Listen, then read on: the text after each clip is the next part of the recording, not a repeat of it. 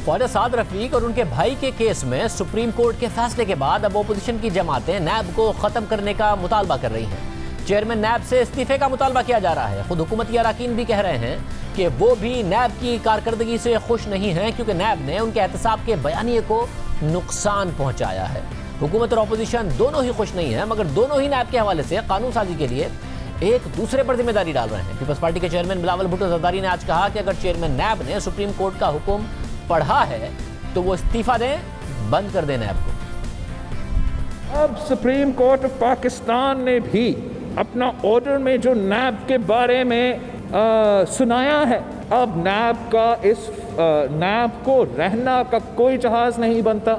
नैब का चेयरमैन जो खुद एक ज़माने में जज था, अगर उसमें कोई शर्म है, अगर उसमें कोई हया है, अगर उसने ये ऑर्डर पढ़ा है तो इस्तीफा दो, घर चले जाओ, बंद करो नैब को, ताले लगा दे इस गैर आईनी गैर जमहूरी इदारा का जो हमारा सुप्रीम कोर्ट कहता है।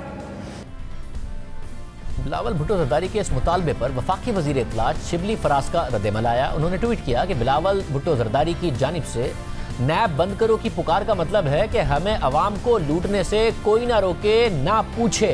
ये मुतालबा सिर्फ पीपल्स पार्टी की तरफ से नहीं किया गया है, बल्कि ये मुतालबा नून लीग भी कर चुकी है।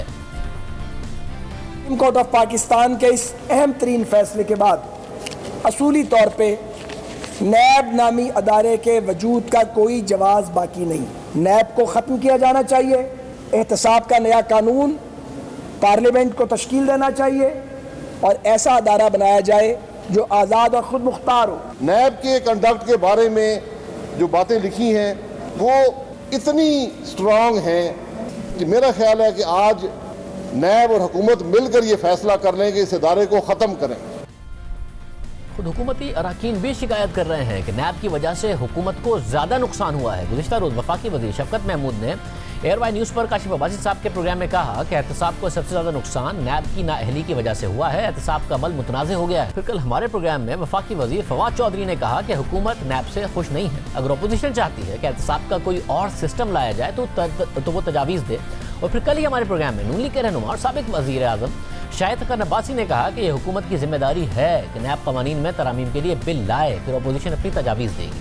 हुकूमत और अपोजिशन दोनों का इत्तफाक है कि नैब का मौजूदा कानून ठीक नहीं है, नैब की कारकर्दगी ठीक नहीं है, नैब के कानून में तरमीम की ज़रूरत है।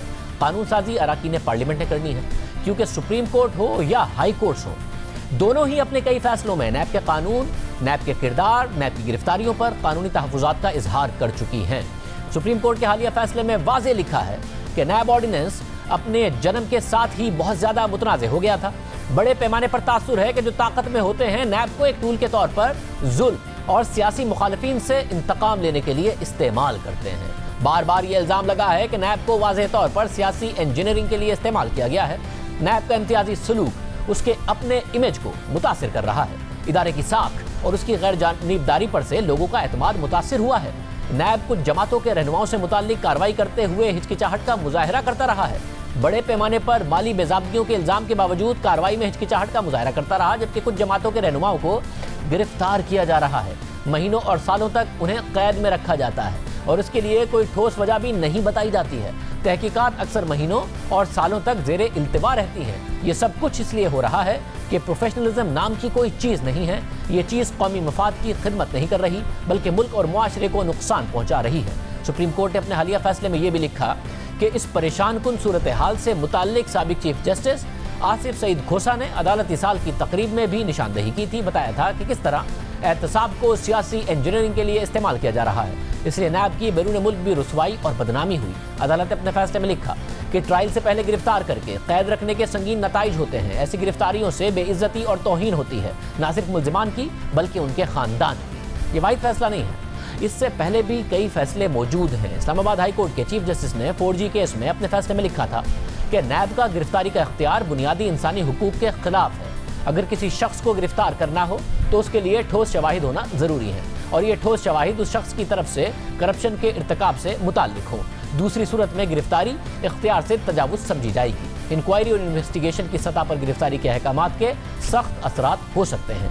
अदालती फैसले के मुताबिक अवाम का एतमाद हासिल करने के लिए नैब को बिला तफरीक एहतसाब करना होगा और इस बात का जवाब देना होगा کہ کیوں کچھ ملزمان کو گرفتار کر لیا جاتا ہے جبکہ کچھ کو الگ طریقے سے ٹریٹ کیا جاتا ہے۔ اسی طرح LNG کیس میں اسلام آباد ہائی کورٹ نے نہ صرف نیب کی گرفتاری کے اختیار پر سوالات اٹھائے بلکہ نیب کی کارکردگی پر بھی تحفظات کا اظہار کیا۔ عدالت نے لکھا کہ رپورٹ میں قومی خزانے کو پہنچنے والے نقصان کے حوالے سے جو اعداد و شمار پیش کیے گئے وہ قیاس آرائی پر مبنی ہیں۔ نیب نے یہ وضاحت بھی نہیں دی کہ درخواست گزار نے ایسا کیا عمل کیا جسے مجرمانہ عمل قرار دیا جائے۔ نیب نے اسٹینڈرڈ پریکٹس پر کرپشن اور کرپٹ پریکٹس قرار دے دیا۔ وائٹ کالر کرائم کی تحقیقات کے لیے خاص مہارت کی ضرورت ہوتی ہے جو اس تحقیقات کے دوران نظر نہیں آئی۔ ایسا کچھ بھی ریکارڈ پر نہیں جس سے پتہ چلتا ہو کہ انکوائری اور تفتیش کے دوران ڈیٹا کے پیشہ ورانہ تجزیے کی کوشش کی گئی ہے۔ نیب کے اسپیشل پروسیکیوٹر اور تفتیشی افسر ہمیں مطمئن کرنے میں ناکام رہے۔ عدالت نے لکھا کہ نیب کی ٹیم ایسا کوئی بھی مواد پیش نہیں کر سکی جو درخواست گزار کی قید کا جواز فراہم کرتی ہو۔ آئین کے تحت دی گئی بنیادی حقوق کی ضمانت اور نیب کی طرف سے اختیارات سے تجاوز کو نظر انداز نہیں کیا جا سکتا۔ ہمارے سامنے جو کیس ہے وہ بنیادی انسانی حقوق کی خلاف ورزی کی اعلیٰ مثال ہے۔ LNG کیس میں نیب کا جواب اور ہمارے سامنے لایا گیا ریکارڈ وائٹ کالر کرائم میں نیب کی قابلیت کا ثبوت ہے۔ عدالت نے آگے لکھا کہ وائٹ کالر کرائم میں کسی بھی شخص کی گرفتاری کے لیے ٹھوس وجوہات کا ہونا ضروری ہے، خاص طور پر اس وقت جب ملزم تحقیقات میں تعاون کر رہا ہو یا اس کے فرار نہ ہونے کا خدشہ ہو۔ ان حالات میں درخواست گزار کو قید میں رکھنا اسے سزا دینے کے برابر ہے۔ اسی طرح لاہور ہائی کورٹ نے شہباز شریف کے خلاف آشیانہ کیس میں نیب کی کارکردگی پر سوالات اٹھائے۔ اس عدالتی فیصلے کے مطابق 1 انچ بھی سرکاری زمین کسی کے نام پر منتقل نہیں ہوئی۔ نیب نے دعویٰ کیا کہ اس منصوبے کے 61,000 متاثرین ہیں جنہیں شہباز شریف نے مالی نقصان پہنچایا، مگر ایک بھی متاثرہ شخص شہباز شریف کے خلاف نیب کے سامنے پیش نہیں ہوا۔ بادی النظر میں اس کیس میں کوئی ایک بھی متاثرہ شخص نہیں ہے کیونکہ کسی بھی شخص کی طرف سے پلاٹ کی الاٹمنٹ کی مد میں کوئی پیسہ وصول نہیں کیا گیا۔ عدالت نے اپنے فیصلے میں لکھا کہ نیب کی پیش کی گئی دستاویزات سے اختیارات کا ناجائز استعمال ثابت نہیں ہوا۔ اسی طرح عدالت نے رمضان شوگر ملز کیس میں بھی نیب کی کارکردگی پر سوالات اٹھائے۔ لاہور ہائی کورٹ نے اپنے فیصلے میں لکھا تھا کہ ہمیں سمجھ میں نہیں آیا کہ اگر نیب کا کیس مضبوط ہے تو پھر وہ کیوں دستاویزات کے سرسری جائزے سے خوف زدہ ہے۔ عدالت نے لکھا کہ بادی النظر میں منصوبے کی منظوری اور اس پر عمل قانون کے مطابق ہوا۔ نیب کا اعتراض یہ ہے کہ جس علاقے میں نالے کی تعمیر کا حکم دیا گیا اس علاقے میں شہباز شریف کے بیٹے کی شوگر مل ہے، اس لیے یہ منصوبہ عوامی فلاح کا نہیں ہے بلکہ اس کا مقصد درخواست گزار کے بیٹے کو فائدہ پہنچانا ہے۔ اگر نیب کی اس وجہ کو درست قرار دے دیا جائے تو اس کا مطلب ہوگا کہ نیب کو لائسنس ہے اور لامحدود اختیارات دے دیا جائے کہ وہ کسی بھی رکن پارلیمنٹ کے خلاف ترقیاتی منصوبے کی تعمیر پر ریفرنس دائر کر دے۔ اس طرح سے ملک میں افراتفری پیدا ہو جائے گی اور اراکین اسمبلی اپنے علاقے میں کوئی ترقیاتی کام ہی نہیں کرا سکیں گے، اور اگر وہ ایسا کریں گے تو انہیں ہمیشہ نیب سے خطرہ رہے گا۔ ہم اراکین پارلیمنٹ کو نیب کے رحم و کرم پر نہیں چھوڑ سکتے، اس لیے بادی النظر میں کیس کے حوالے سے ٹھوس شواہد ہونے چاہیے۔ کیس صرف مفروضوں پر قائم نہیں کیا جا سکتا۔ عدالت لکھتی ہے کہ اس لیے ہم اس حوالے سے نیب کی کارروائیوں کی حوصلہ افزائی نہیں کر سکتے۔ اسی طرح صاف پانی کیس میں لاہور ہائی کورٹ نے اپنے فیصلے میں لکھا کہ بادی النظر میں اس کیس میں دونوں درخواست گزاروں نے کوئی غیر قانونی کام نہیں کیا، تمام کارروائیاں قانون اور اصولوں کے مطابق تھی۔ ریکارڈ میں ایسا کچھ نہیں کہ جس سے یہ تاثر بھی ملتا ہو کہ راجہ قمر الاسلام اور وسیم اجمل نے کوئی بھی کام بورڈ آف ڈائریکٹرز کی اجازت کے بغیر کیا۔ بادی نظر میں لگتا ہے کہ نیب کی دونوں درخواست گزاروں کے خلاف کارروائی بدنیتی پر مبنی تھی۔ لاہور ہائی کورٹ نے تحریک انصاف کے رہنما سبطین خان کے کیس میں لکھا تھا کہ نیب نے 2013 میں اس معاملے کی انکوائری بند کی اور کہا کہ قومی خزانے کو کوئی نقصان نہیں پہنچا کیونکہ پنجاب حکومت نے ٹھیکہ منسوخ کر دیا تھا۔ پھر 2018 میں چیئرمین نیب نے انکوائری کیے بغیر ہی کیس دوبارہ سے کھول دیا۔